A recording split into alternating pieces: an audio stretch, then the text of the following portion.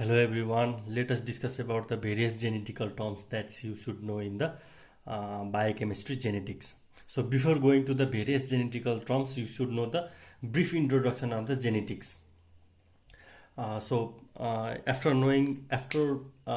describing this brief introduction, that this will be easier for you to understand the various genetical terms that are used in the biochemistry genetics, and it will be easy to understand you better about the various topic that we encounter in this biochemistry genetics. So the genetic is the study of the heredity. What happened in the 1866? The Mendel conducted the experiment. The Gregor Johann Mendel conducted the experiment in the 1866. So he put the theory of transmissible factors.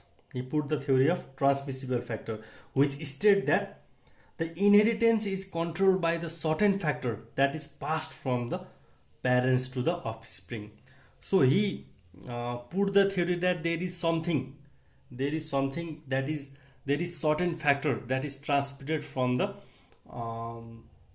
parents to the offspring, that is responsible for the transmission of the characteristic from the parents to the offspring, that he put forward that it is the transmissible factor. Later the transmissible factor was known as the DNA, which was the genetic material.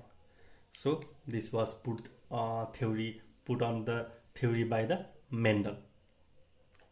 So the basic principle of the hereditary in the humans. So let us discuss about the basic principle of hereditary in the humans. In the human genome, it is organized into the diploid. The human genome is organized into the diploid, 2n set of chromosome. That is, there is 46 set of chromosome. That means there is 22 pairs of autosome and the 1 pair of the sex chromosome. We know that in the female there is sex chromosome XX, and in the male there is sex chromosome XY. So what happens that during the course of the meiosis, the chromosome number becomes the haploid, and during the course of meiosis, the chromosome number becomes the haploid. During the spermatogenesis and during the oogenesis, the diploid number become the N. The previously 2n number become N. So the haploid male sperm and the haploid female oocytes, upon the fertilization of the oocyte by the sperm, the diploid status is restored, and N becomes 2n upon the fertilization. So by the process of the fertilization, the diploid status is restored. And for the sex chromosome, male has the X and Y and the female has X and X, as I have stated earlier. And the sex is determined by the father. If in the female always give the X chromosome, whereas if the male gives X chromosome, the result of the fertilization becomes the female child. If the male gives the Y chromosome, then the result will be the male child. So it is like this. So let us discuss about the monogenetic and polygenetic traits. As the name suggests, you should know that mono means single and poly means many. The genetic traits or character are controlled by the single genes or multiple genes. The changes in the genes are associated with the genetic disease. So in the monogenetic disorder, single gene disease traits due to alteration in the corresponding gene. Whereas in the polygenetic disorder, the genetic traits are conferred by more than one gene i.e. it means there is multiple gene involvement in the polygenetic disorder, whereas single gene is involved in the monogenetic disorder. Now let us discuss about the concept of allele and the concept of the loci in the gene. So now let us discuss about the concept of the allele and concept of the loci. So what is the pattern of the inheritance? So obviously the genetic material from the parent is transferred to the offspring as an individual character, and that is controlled by the genes. So genes are the linearly distributed on the chromosome. Again, I am going to tell you, genes are linearly distributed on the chromosome at the fixed position that are called as the loci. So loci are the fixed position of the genes. So what are the alleles? The alleles are the different form of the gene. The alleles are the different form of the gene. Usually one allele is transferred from the father and another allele is transferred from the mother. So we already discussed that the human genome is organized into the 2n chromosome, that is diploid number of chromosome. For example, if the person is tall, so let us suppose if we give the name the tall genome as T, then if the person is tall and if we give the name the tall genome as T, then the person have the T and T allele, because if the person doesn't have the another recessive allele, then the dominant allele is always present, that is T and T. So this T, let us suppose that tall genome we name as the capital T.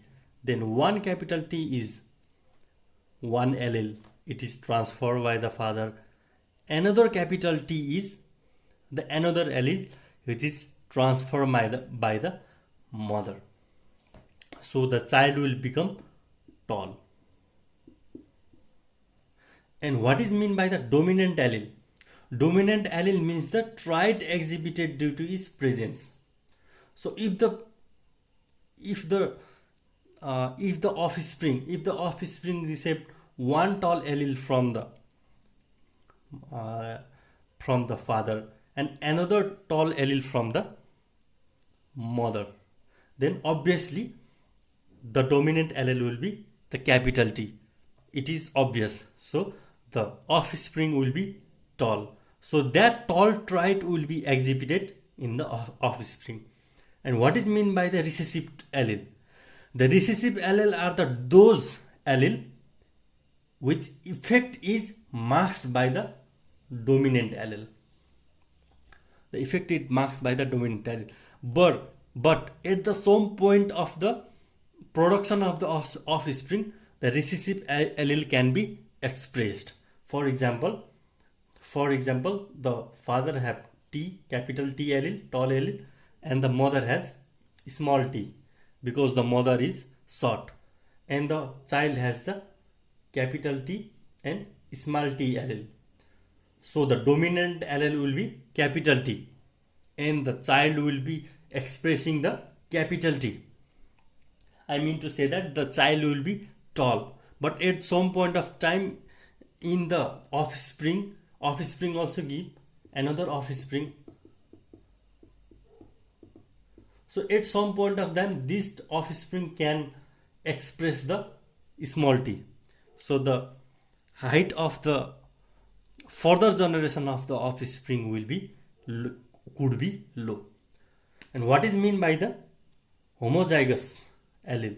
Homozygous allele means both allele are the same, and heterozygous allele both allele are the different. For example, if it is capital T and small t and the person is tall, then it is exhibited.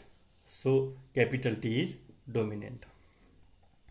So there could be the homozygous allele capital T or small t. In this condition, the person could be dwarf.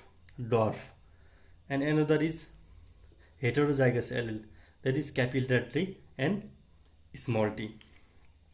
So there can be the number of alleles. I am giving one tall as the example only. Okay. So there could be the other various number of alleles that can be used as the example. Here I have just taken the height, the tallness or shortness as the example only. I hope you understood the concept of the allele and the pattern of inheritance from the parent to offspring. Thank you.